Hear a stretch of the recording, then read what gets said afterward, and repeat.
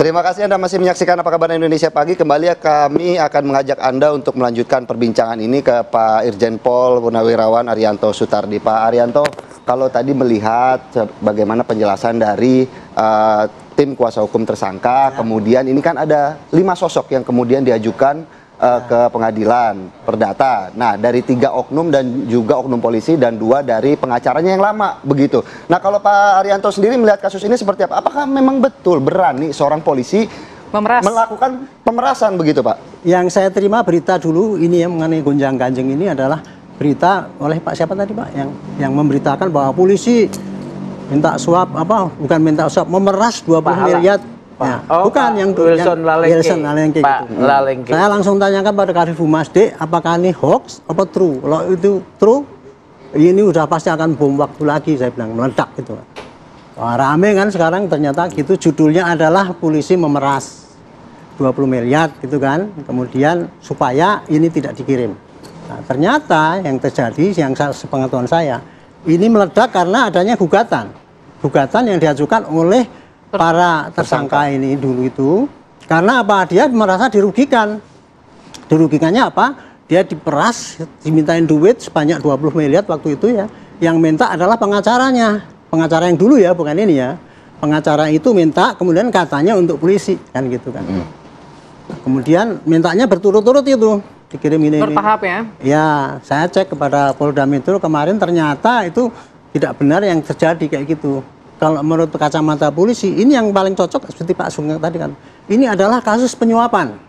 Kalau yang namanya penyuapan itu, maka yang harus kita lihat adalah siapa yang memberi, untuk apa memberinya, siapa yang menerima, itu akan dilacak. Makanya dalam kasus ini, saya ulangi ya, kasus ini sebenarnya bermula dari ada 3 kasus dulu. 3 kasus itu yang dilaporkan ketika kejadian ada orang meninggal, yang 2 itu yang wanita itu ya, 1 orang meninggal, 1 itu dilaporkan. Ada 3 laporan polisi, yang satunya adalah laporan perbuatan pelecehan seksual atau apa itu, pemerkosaan, terus kepemilikan senjata api, dan kemudian kelalaian sehingga mengakibatkan orang lain. Kenapa dibilang kelalaian? Karena ceritanya ini menurut pengakuan daripada yang 2 orang itu, ketika dia disodori 2 penghibur itu terus dikasih ekstasi, meninggal gitu, Pak. Terus tapi kemudian entah terjadi persetubuhan apa tidak, saya tidak tahu. Nah, kasus yang mengenai ini, yang 3 ini diserahkan, ditangani oleh Polres. Yang 2 ditangani oleh Polda. Yang kasus ini ternyata nggak jalan-jalan ini. Yang di Polres itu tadi kan mulai April ya. Nggak jalan-jalan, Kapolresnya tahu bahwa ini ternyata ini nggak benar, pindahkanlah Bintoro itu. Tapi Pak Ari, kalau memang ini merupakan kasus suap begitu ya, tapi kan di sini disinyalir ada upaya AKBP Bintoro sendiri melakukan upaya untuk melambatkan kasus ini untuk diproses. Jadi gini, Pak, saya tidak menyangkal si Bintoro itu menerima suap ya. Tetapi saya hanya ingin meluruskan keterangan dari Polda Metro. Pak, ini kalau yang namanya memeras itu yang aktif pasti Bintoronya. Kamu mau kasih sekian nggak? Kalau nggak saya kirimkan berita acara. Gitu kan. Yang terjadi kan bukan, ini pengacaranya yang ojo-ojoi pada 2 orang itu, Pak, jualah itu Lamborghini sama itu ya, itu dibayarkan kepada ini. Mintanya berulang kali itu, Pak, yang tadi ternyata jumlahnya 17 itu tadi ya. Tetapi yang sampai kepada polisi, keterangan dari polisi tidak sampai 1 miliar, Pak.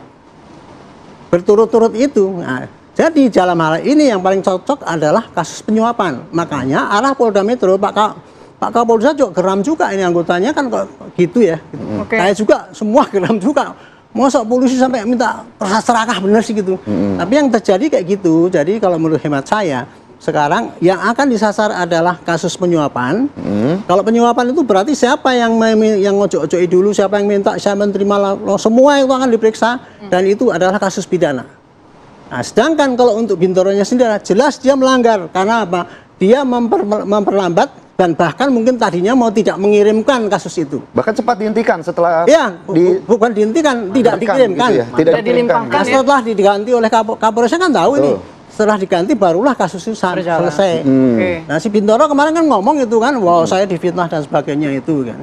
Cuman dia kan nggak ngomong gini.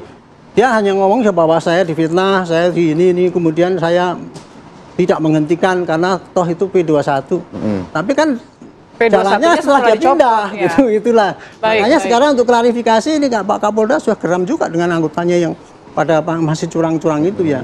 Oke Pak, nanti akan kita lihat nanti semua sekarang kode etik periksa pada orang yang terlibat itu ya mengenai penundaan daripada kasus itu ya. Kemudian terima uang, karena terima uang itu walaupun dia disuap ya kena juga itu kan. Oke. Itu melanggar daripada kode etik juga. Makanya sekarang pidananya dikejar. Untuk kasus penyuapan pasti pengacara yang dulu tuh pasti akan dikejar juga itu. Oke, baik. Kira-kira Kita- itulah yang terjadi sesungguhnya. Baik Pak Arianto, kita kembali ke Pak Pahala Manurung. Pak Pahala, tadi kalau kita menyimak ya pernyataan Pak Sugeng dan juga Pak Arianto ini mirip ya, dugaan paling kuat sebetulnya lebih ke arah dugaan suap ketimbang dugaan pemerasan. Nah, tapi klien Anda sendiri bagaimana penjelasannya? Ya, klien kami ini diminta uang ya sebesar 550 juta. Itu yang terakhir, Pak. Ya, itu yang terakhir oleh Kanit Kanit Z di Polres Jakarta Selatan. Namun sebelumnya pengeluaran klien kami, kerugian uang klien kami itu diminta oleh pengacaranya meminta supaya mobil Lamborghini-nya dijual untuk mengurus perkara di Polres Jakarta Selatan. Itu, dan diminta motornya HP, motor Harley dan motor BMW HP4 dan Harley Sporter 833. Ada permintaan uang, Pak, ada permintaan uang. Jadi sebenarnya klien kami nggak ada niat untuk memberikan uang, tapi diminta sama Kanit Z, ya, di mana kasatnya waktu itu adalah Pak AKP Bintoro, itu. Oke, baik. Seperti itu Berarti ini gambarannya, diminta Pak. langsung ya Totalnya oleh itu aparat totalnya begitu itu ya, bukan dari kuasa 1 hukum. miliar klien kami yang sudah keluar. Uang yang sudah keluar dari klien kami mengenai mobil, motor 2 sama uang. Bahkan dari orang tuanya klien kami ini Pak AN ini sudah membayar juga ke pengacara itu, oknum pengacara tersebut 1,5 M. Jadi total semua pengeluaran klien kami untuk mengurus perkaranya di Polda itu 17,1 miliar. Sehingga klien kami Baik Pak Pahala. datang ke kami itu pada saat klien kami datang ke klien kami pada saat sebelum ada penangkapan, belum ada penahanan tahap 2, Pak. Jadi waktu tahap 2 klien kami masih di luar, Pak. Setelah ke tahap 2 baru klien kami dijemput sama pihak kejaksaan. Jadi ini tahanan kejaksaan yang dititipkan di Cipinang. Seperti itu, Pak. Baik Pak Pahala, apakah Anda juga meyakini bahwa uang yang kemudian dibayarkan sebagai upaya untuk tidak diproses hukum ini kemudian sampai ke tangan-tangan yang melakukan permintaan begitu? Iya, betul. Oke. Melalui pengacara, Tidak oknum ada pengacara lewat- sebelumnya, Pak. Oke. Sehingga Berarti kami ada melakukan sebagian gugatan yang ke lewat oknum Pengadilan Negeri pengacara sebelumnya ya, Pak? Jakarta Selatan. Betul. Oke. Lalu Pak Pahala, kemudian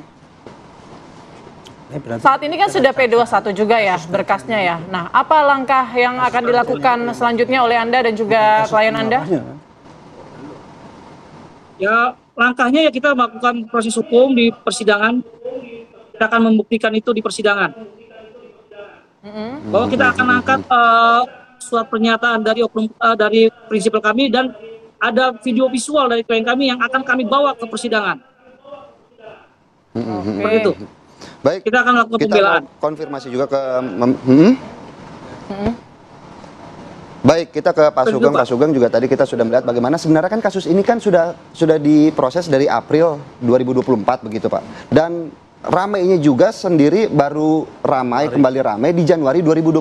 Bahkan kalau tidak salah di akhir 2024 juga sudah terindikasi, sudah dimintai keterangan ke Pak Kapolres Jaksel juga bahwa ini kasus kok mandek begitu Pak. Tapi kenapa baru sekarang ketika ada permintaan hukuman perdata baru kembali digaungkan? Apakah dari sebelumnya juga IPW sudah berupaya untuk kembali mengingatkan kasus ini? Namun dijawab sesaat lagi setelah Apa Kabar Indonesia Pagi kembali. Sesaat lagi.